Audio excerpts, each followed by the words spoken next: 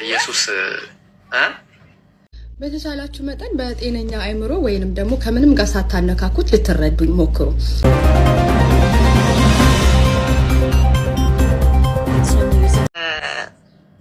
from the beginning ከመነሻው ስንመጣ የሰው ልጅ በኃጢአት ወድቋል ምናምን ተጨማልቋል። ያንን ግን ሊሰርዝ ወይም ደግሞ ያንን የኃጢአት ቀንበር ሊሰብር መምጣት የነበረበት ክርስቶስ ነበር፣ ግዴታ ማለት ነው። ክርስቶስ ማን ነው ለሚለው ጥያቄ ደግሞ ሰው ነብይ ቢሆን ነብይ እኮ አለ በምድራችን። ሙሴም እኮ ነብይ ነበረ። ነቢያቶች እኮ አልፈዋል፣ በምድር ላይ አልፈዋል። ግን ከወንድና ከሴት ፍቃድ ነው ነብዮች የተወለዱት። ዩሲ ክርስቶስን ለየት የሚያደርገው ከወንድ ፍቃድ አልተወለደም። የተወለደው ከእግዚአብሔር ከአብ ፍቃድ ነው። ሴት ልጅ በየትኛውም አስተምሮት በየትኛውም የጤና እንትን ብትሄድ ብቻዋን ልትወልድ አትችልም አይደል? ይሄ ሁላችን ኦብቪየስ የምናውቀው ነው። እና ግዴታ ክርስቶስ ካወላለዱ ጀምሮ አምላክ መሆኑን የምታውቀው ካወላለዱ ካፈጣጠሩ ጀምሮ ነው። ፕላስ ደግሞ ክርስቶስ እኔ አምላክ ነኝ የሚል የባይብል ቨርስ የለም ምትል ከሆነ አለ ባይብል ላይ። ሜቢ አሁን ላይ አጀንዳ እኔ ጋር የለም፣ ግን ላውጣልህ የምችላቸው ጥቅሶች አሉ ብዙ የባይብል ቨርስ። ኢሳያስ ቅድም የነገርከኛል ብዙ ጊዜ የእስልምና አስተምሮቶች ጓደኞች የሚሉኝ እንዳልኩ ብዙ ቦታ ሲሄድ ማዳመጥ በጣም ወዳለሁ እና ሚነግሩኝ ምንድነው የኢሳያስ መጽሐፍ ወደ አምላኬና ማርያም ሄዳ ስትጠጋው አትንኪኝ ገና ነኝ ወደ አባቴና ወደ አባትሽ ወደ አምላኬና ወደ አምላክሽ እስካርግ ድረስ ከሰው ጋር መነካካት እንደማይችል የነገራት የባይብል ቨርስ አለ ኢሳያስ ላይ ነው። አይ ቲንክ አይደል እሱ እና ዮሐንስ ላይ ኢሳያስ ላይ ዮሐንስ ችግር የለም እና እሱ የባይብል ቨርስ ላይ ማለት ነው ዳይሬክት ያለው የተናገረው ነገር ከሙት መነሳቱን አንድ ፋክት ነው፣ ማረጋገጫ ነው። ገባ? ይሄ አሁን እያወራ ያለው አካል ከሞት ተነስቶ ነው እያወራ ያለው። እሺ ከሞት ደግሞ የሰው ልጅ በፍጹም ሊነሳ አይችልም። ነቢያቶች ሞተዋል። መጥምቁ ዮሐንስ እኮ ተቀልቷል። እነ ሙሴ ምናምን እኮ ሞተዋል። ግን ደግሞ ከሞት የተነሳ የለም። ሜን ፖይንት ይሄ ነው። እንደዛ አላት እንኳን ካልከኝ እንደዛ ያላት ከሞት ከተነሳ በኋላ ነው። እሺ የመሞቱን ዜና ሁላችንም እናውቃለን። የተራራው ቅድም እንዴት ነው ማቴዎስ ነው ቅድም የተራራው ስብከት እያወራኸኝ ነበረ። ሰይጣን ሊፈትነው ኢየሱስ ክርስቶስ 40 ቀንና 40 ሌሊት የጾመበት ታይም ላይ ማለት ነው። እሱ የመሞቱ ታይም ላይ ነው። በቃ 40 ቀንና 40 አሁን በኦርቶዶክስ በብዛት የሚታወቀው የጾም ታይም ማለት ነው። እሱ እንዴት ነው ክርስቶስ የሚሞትበት ታይም ነው። እንደሞተ ፋክት ነው ማለት ነው። ማቴዎስን አንስተህልኛል። ከዛ በኋላ ከተራራው ስብከት በኋላ መጡ ወታደሮች ያዙት ምናምን ብዙ ነገር አለ። ተገደለ። የሰው ልጅ ሁላችንም እናውቃለን። አሁን ቤተሰብ ውስጥ አያት ቅድመ አያት ምናምን ቅድመ አያትን አታውቃቸውም፣ ሞተዋል። እሺ ልታነሳቸው አሁን ላይ አትችልም፣ ሊነሱም ደግሞ አይችሉም። እና ነቢያቶች አሉ፣ ግን ነቢያት ስለሆኑ ብቻ የተነሱ እንዴት ነው የተነሳ የለም። ክርስቶስ በባህሪው አምላክ ስለሆነ ራሱ ባህሪው ሳይሆን ሰውነቱ ሁሉ ነገር አምላክ ስለሆነ ከሞት ተነስቷል። አንድ ሁለተኛ ነገር ማለት ይሄ አሁን ባይብል ቨርስ ብዙ መጥቀስ የምንችለው ነው። እኔም አንተም እንጠቅሳለን፣ ችግር የለውም ለመጥቀሱ። ግን አንድ በደፈናው እንኳን ስነግርህ ክርስቶስ ከሞት መነሳቱ አንድ ከሞት መነሳቱ አንድ ከድንግል ማርያም መጸነሱ ሁለት አላዛር አላዛር እህቴ አላዛርስ ብሎ ኮሜንት እያደረገልኝ ነበር። የትኛው ነብይ ነው ሙታን ሲያስነሳ ያየኸው? ወደ ይበራል ላይ ነው ግን በክርስቶስ ስም ይላል አይደለ? በስሙ ያመኑ ይላል። አላዛር አሁን ለምሳሌ ማን ነው ያስነሳ? ተረሳላችሁ ነው ከአምላክ በቀር እስትንፋስ የሚሰጥ የለም። እናምናለን በዚህ አይደል? እኔም አንተም እናምናለን። ስልጣኑ የማን ነው ጥያቄው? ግን መነንዬ ኢየሱስንም ያስነሳው እግዚአብሔር ነው። ይሄንንም ሰው አላዛርንም ሲያስነሳው በእግዚአብሔር ፍቃድና በልመና ነው። ስለለመንክ ስለሰማኸኝ አመሰግናለሁ፣ ሁሌም እንደምትሰማኝ አውቃለሁ ብሎ በፊቱ ስለነበሩት ሰዎችም ምስክርነትን ተናግሮ አልዓዛር ሆይ ተነሳሉ እና ነቢያት ደግሞ ለምሳሌ ያስነሷል። ተነሳለ አልዓዛር ሆይ ተነስ። እኔ አንተ ቤት መጥቼ አንድ ነገር ልንገርህ፣ የቤተሰብህ አካል ካልሆንኩ ወይ ደግሞ በጣም አክብረህን ካልሆነ በስተቀር መንገደኛ የሚያልፈው ምን ያለው ምናምን ከተቀመጥክበት ተነስ ስላለ አትነሳም አይደለም። ኢቨን ኖርማል ሰው ያስነሱ አካላቶች እንዳሉ ታውቂያለሽ። ግን ማን ቆይ አስጨርሰኝ። ፕላስ ደግሞ ማርያም ክርስቶስን ስታገኘው የመግደላዊት ማርያም ሳትሆን ማርያም እግሩ ስር ቁጭ ብላ ትማር የነበረው ማርያም ልክ ክርስቶስን ስታገኘው እኔ አንተ እንደምታስነሳው እምነት አለኝ ብለዋለች። በሰው ላይ አንተ ታምር ያረክ ስለነበር ነው። ሰውን እግዚአብሔር ነው እንጂ አይደለም የሚሰጠው ይላል። ቆይ ለነገርሽ በቃ አሁን ከመጀመሪያው ጀምሮ ላሳይሽ የተናገርሻቸው ፖይንቶች አሉ። መጀመሪያ ስላሴ ስላሴ የሚለው ነገር ፀሐይን መስለሽ ተናግረሻል። ይሄ ያው እናንተ ትላላችሁ እንጂ መጽሐፍ ላይ የለም። የመጀመሪያው ነገር ስላሴ የሚል ኮንሴፕት የሚሆን ገባኝ አረጋ አንደርስታንድ አድርገሻለሁ። ግን ባይብል ቨርስን ለመናገር መጀመሪያ ማን ነው ምሳሌ ለማምጣት ቅድሚያ የሚቀድመው መረጃ ነው እና ባይብል ላይ ኢየሱስ ከስላሴዎች አካላት አንዱ ለመሆኑ ምንም መረጃ የለም። ኢቨን ስላሴ የሚል ነገርም የለም። ወርድ የወርዱ ጉዳይ አያጣለንም። ወርድ ኖረ አልኖረ ችግር የለውም። ኦልሬዲ የለም ወርዱ እሱ አይደለም። ግን አስተምሮቱም የለም። በመጀመሪያ ደረጃ ባይብል ላይ አንድም ቦታ ስላሴን ያስተማረ ነብይም የለም። ስላሴ አብ ወልድ መንፈስ ቅዱስ አንድ አምላክ የሚለውን ኮንሴፕት የሚያስተማረ አንድም ነብይም የለም፣ አልነበረምም ማለት ነው። ወደፊትም አይኖርም። ይህንን ባይብል በእርግጠኝነት መረጃ ካለ የምታመጪው ነገርና የምናየው ይሆናል ማለት ነው። እዛ ላይ እናውራ መጀመሪያ ወይስ ያልሻቸውን ልጨርሳቸው? እሺ ጨርስ። እሺ ሌላኛው ከሞት ማስነሳት የሚለው ነገር ከሞት ማስነሳት የነቢያት ባህሪ። ለምሳሌ ኤልሳ ከሞት አስነስቷል። ኤልሳ የሞተን ሰው አስነስቷል። ኤልያስም በተመሳሳይ ሌሎች ነቢያቶችም ይኖራሉ። ግን ሁለት ከጠቀሰን በቂ ነው። ማንን አስነሳ? ኦኬ ላሳየሽ መረጃ። አይ ኤልሳ ስለማላቅ ነው የሆነት አለ መረጃ አለ። መረጃ ከፈለግሽ አውጥቼ አሳይሻለሁ። ነቢያቶች ከሞት ያስነሱ ነበር። ኢየሱስ ታዲያ ለምን አስነሳ ከተባለ ኢየሱስ አንደኛ ስልጣን ተሰጥቶታል። ማቴዎስ ወንጌል ምዕራፍ 18 ቁጥር 28 ላይ ምን አለ? በሰማይና በምድር ስልጣን ተሰጠኝ ብሏል ኢየሱስ። ስለዚህ ምን አለ? ማቴዎስ ዮሐንስ ወንጌል ምዕራፍ 5 ቁጥር 30 ላይ እኔ ከራሴ አንዳች ላደርግ አይቻለኝም ብሎ አለቀ። በቃ ጨርሷል። እንደሰማው ፈርዳለሁ፣ ፍርዴም ቅን ነው፣ የላከኝም ፍቃድ እንጂ ፍቃዴን አልሻምና። ስለዚህ በራሱ የሚያደርገው ነገር ምንም የለም።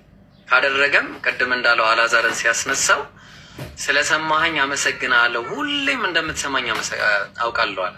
ስለዚህ ያ ያደረገው በራሱ ሳይሆን አምላክ እንዳዘዘው ነው። ሲጀመር ኢየሱስም አልተነሳም፣ ራሱ ሳይሆን የተነሳው አምላክ ነው ያስነሳው። ሐዋርያት ሥራ ምዕራፍ 5 ቁጥር 30 ላይ የአባቶቻችንን አምላክ ኢየሱስን አስነሳው ይላል። የአባቶቻችን አምላክ ሐዋርያት ሥራ ምዕራፍ 2 ቁጥር 32 ላይ ኢየሱስ እናንተ ሰቅላችሁ የገደላችሁትን ኢየሱስ እግዚአብሔር አስነሳው ይላል። ማን ያስነሳው? እግዚአብሔር። እዛ ጋር የአባቶቻችን አምላክ ብሎ የጠቀሰው እዚህ ጋር ኢየሱስን ማስነሳቱ ግልጽ የሆነ አባቱ ማስነሳቱን ይናገራል ማለት ነው፣ በራሱ ሳይሆን። ሌላኛው እስቲ ስላሴ ላይ እስቲ ክናርግና እስቲ አንቺን የምጠይቅሽ እኔ ቅድም ስናገር የነበረው የአንድ አምላክ ኮንሴፕትን ከማስተማር ውጪ የስላሴን ኮንሴፕት ያስተማረ አንድ ነብይ እስቲ ስጭኝ ከባይብል ላይ እንደው መታቂ ከሆነ አንድ ነብይ ይሄ ነብይ ይኸው ስላሴን አስተምሯል የምትይበት እስቲ አንድ ጥቅስ ካለ። ስለ አብ ወልድ መንፈስ ቅዱስ አብ ወልድ መንፈስ ቅዱስ አንድ አምላክ ነው የሚል እስቲ ኮንሴፕት ያስተማረ አንድ ነብይ ካለ እስቲ ቆይ ከክርስቶስ በፊት ክርስቶስ ላይ እንመጣለን። ከዛ በፊት አለ አንድ ነብይ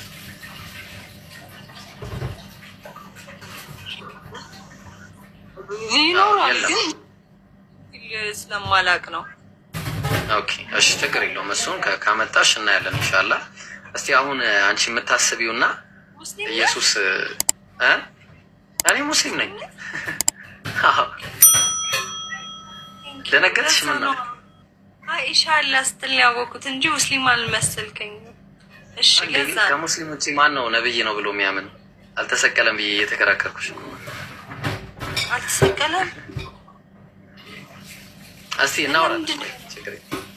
ቆይ እናውራ እስቲ ስላሴ ላይ እናውራና ከዛ በኋላ እንቀጥላለን። ቆይ አንዴ ስላሴ እስቲ ኢየሱስ ያስተማረበት አለ ብለሽኝ ነበር። እስቲ አንድ ጥቅስ ንገሪኝ። ምን ብለሽኝ ነበር? አሁን እኮ ግራ አጋባኝ። ሙስሊም ስላሴን የሚያስረዳ አንድ ጥቅስ ንገረኝ። ማን ነው ነገር አለ?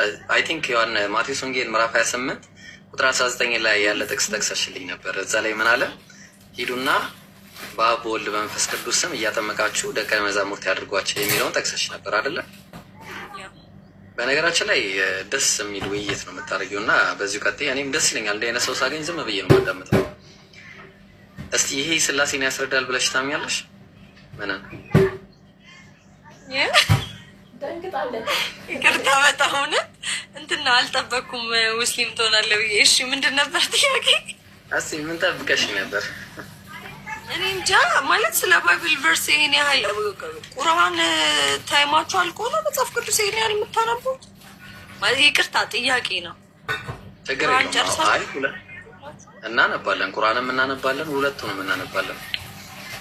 እኔ ለምሳሌ አባቴ ኦንሊ ጂሰስ ነውና በዛ ምክንያት ነው ማታ ነውና ያ ነው ምክንያቴም ራሱ። እሺ እስቲ አሁን ይሄ ጥቅስ ኢየሱስን አምላክ ያደርገዋል ብለሽ ኦር ከስላሴ አንዱ ነው ብለሽ ሊያሳምን የሚችል አንድ ጥቅስ አንድ ነገር አለ? ኮንሴፕት ላይ ወልድ ነው ክርስቶስ። ወልድ ማለት እኮ መወለድ ማለት ባይብል ላይ ምን አለ መሰለሽ? መዝሙረ ዳዊት ምዕራፍ 91 ቁጥር 2 ላይ ተራሮች ሳይወለዱ ይላል። ምን ማለት ነው ተራሮች ሳይወለዱ ማለት? ሳይፈጠር ስማርት። ስለዚህ መወለድ ማለት መፈጠር በሚለው ይመጣል። ስለዚህ ኢየሱስ እግዚአብሔር አንተ ልጄ ነህ እኔ ዛሬ ወለድኩ ሲለው በዳዊት ከተማ ስለተወለደው ኢየሱስ ነው። ተግባባን? በዳዊት ከተማ የተወለደ ኢየሱስ አለ። የተወለደ ደግሞ ከሴት ነው የተወለደው። ገላትያ 4:4 ላይ እሱ ከሴት የተወለደውን ልጁ ላከ አለ። ስለዚህ የተወለደው ከሴት ነው፣ እናቱም ማርያም ነች። ተግባባን? ስለዚህ መወለድ ማለት መፈጠር መሆኑን ከተስማማን ኢየሱስ ከስላሴዎቹ አንዱ ነው ለሚለው እስቲ አንድ መረጃ ምናልባት እዚሁ ላይ እንቆምና በአብ በወልድ በመንፈስ ቅዱስ ስም እያጠመቃችሁ ደቀ መዛሙርት ያድርጓቸው ሲል እስቲ ምንድን ነው ለማለት የፈለገው? ጌታ መሆኑን ማስረጃ ነው አንተ የፈለግከው? እሺ እሱን ካልሽ እሺ ስጭኝ እስቲ። ጌታ መሆኑ እኮ ቀደም ነገርኩሽ።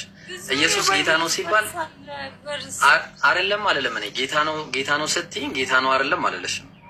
ግን ጌትነቱ የባህሪ ነው የጸጋ ነው ነው የምልሽ።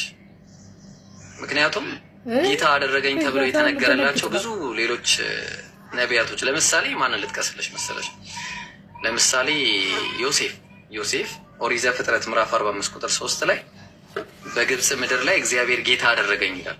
ማን ያደረገው? እግዚአብሔር። ኢየሱስንስ ማን ነው ጌታ ያደረገው ከተባለ ቅድም ኦሪት ላይ ኦሪት ዘፍጥረት ምዕራፍ 45 ቁጥር 3 ላይ ምን አለ? እግዚአብሔር በግብጽ ምድር ላይ ጌታ አደረገኝ ይላል። ማን ያደረገው? እግዚአብሔር። ኢየሱስንስ ማን ነው ጌታ ያደረገው ስንል እግዚአብሔር ነው። ሐዋርያት ሥራ ምዕራፍ 2 ቁጥር 36 ላይ እግዚአብሔር ጌታም ክርስቶስም እንዳደረገው የእስራኤል ወገን ሁሉ ይወቃል። ስለዚህ እግዚአብሔር ኢየሱስን ጌታም አድርጎታል፣ ክርስቶስም አድርጎታል። ስለዚህ ጌትነቱ የሹመት ነው ስንል በምክንያት ነው። በሹመት ያገኘው ነው እንጂ በራሱ ጌታ ሆኖ አይደለም። በራሱ ጌትነት ያለውማ አብ ነው። በራሱ ጌትነት ያለው የማይሻር ጌትነት ያለው አብ ነው። ለዛ ነው ኢየሱስ የሚሻር ጌትነት እንዳለው ሲናገር የአንደኛ ቆሮንቶስ ይመስለኛል አንደኛ ቆሮንቶስ ምዕራፍ 15 ቁጥር 29 ላይ እስቲ ላንብብልሽ። ይሄንን ጥቅስ ማለት ነው ላንብብልሽ። አንደኛ ቆሮንቶስ ላይ የሚገርም ጥቅስ አለና እንዲህ ይላል። ተመልከች ምን እንደሚል። የኋለኛው ጠላት የሚሻረው ሞት ነው፣ ሁሉም ከእግሩ በታች አስገዝቶለታልና አለ። ምዕራፍ 15 ሁሉ ከእግሩ በታች አስገዝቶለታልና ነገር ግን ሁሉ ተገዝቷል ሲል ሁሉን ካስገዛለት በቀር መሆኑ ግልጽ ነው አለ። ሁሉን ያስገዛለት አብ ነው ልባል። ሁሉ ይገዛለታል ኢየሱስ ግን ሁሉን ካስገዛለት በቀር ነው አለ። ስለዚህ ከዛ መጨረሻ ላይ ሁሉ ከተገዛለት በኋላ ግን እግዚአብሔር ሁሉ በሁሉ ይሆን ዘንድ በዚያን ጊዜ ልጁ ራሱ ደግሞ ሁሉን ላስገዛለት ይገዛል። ስለዚህ ኢየሱስ ራሱ ሁሉን ላስገዛለት ይገዛል። ሁሉን ያስገዛለት ደግሞ አብ ነው። እግዚአብሔር የሚገዛም አይደለም የሚገዛ እንጂ።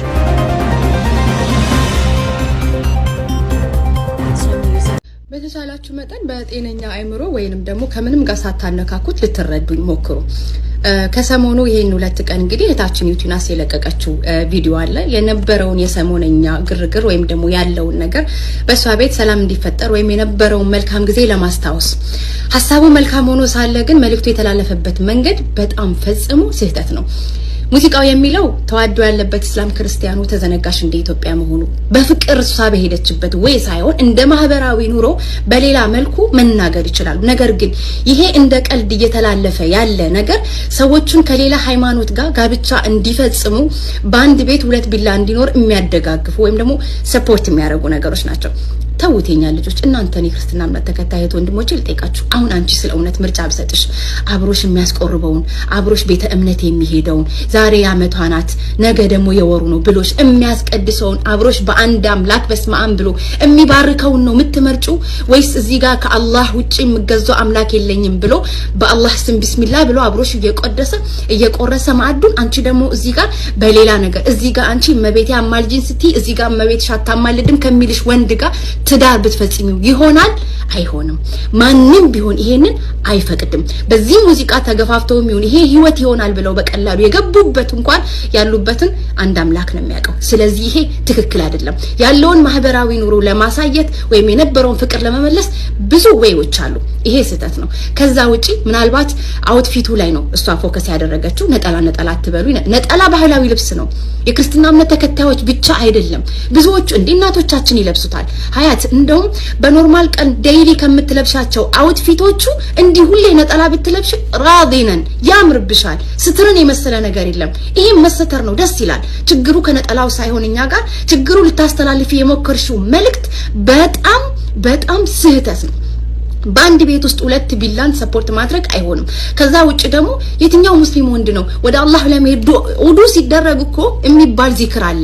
ዚክሩን ትቶ ሴት አይቶ አይኑም ልቡም አብሮ የሚሄደው ይሄም አይሆንም። ይሄም እስልምና ውስጥ የለም። ህሊና ሻቀዋል። ስለዚህ እባካችሁ አንዳንድ ጊዜ ለማስተላለፍ የምትሞክሩትን ነገር ቆም ብላችሁ ለማየት ሞክሩ። ከልብሱ ከአውትፊቱ አይደለም። ቶብ ክርስቲያኖ ነው ቶብ የሚለብሱ አሉ። ባህላዊ ልብስ ነው፣ የሙስሊም ብቻ አይደለም። ይሄ ስህተት የተሳሳተ ግንዛቤ ነው። ነጠላውም እንደዛው ዴይሊ ከምትለብሻቸው አውትፊቶችሽ ወላሂ ይሄ በጣም ያምራል። ሁሌ ይሄን ብትለብሽ ችግር የለብንም። ስለዚህ አንቺ የመሰለሽ ከነጠላ ወይም ካለባበሱ ጋር እንደዛ ነው። እኛ ደግሞ መልእክቱ ነው ትክክል ያለው ነው። ወደዚህ ህይወት በቀላሉ እንዲገቡ ሰፖርት እያረግሽ ነው። ይኸውላችሁ 2 ሚሊዮን ፎሎወርስ ሲኖራችሁ 2 ሚሊዮን ኃላፊነት እንዳለባችሁ ብታስቡ የተሻለ ነው። ይሄ የእህትነት ምክሬ ነው። ሌላ የምኑም አይደለም። የተለያየ ኸይር ስራዎች ላይ እናቀሻለን። እኔ አይኔ ውስጥ ያለውን ግንድሳ ላይ የሰው አይን ውስጥ ያለውን ጉድፍ ለማውጣት የምቸኩል እህት አይደለሁም ወይም ሴት አይደለሁም። ነገር ግን ያሉ ነገሮችን ደግሞ ተናግሮ ማለፍ ግዴታዬ ነው ብዬ ስለማስብ ነው። በቀና መንገድ ብታዩልኝ ደስ ይለኛል።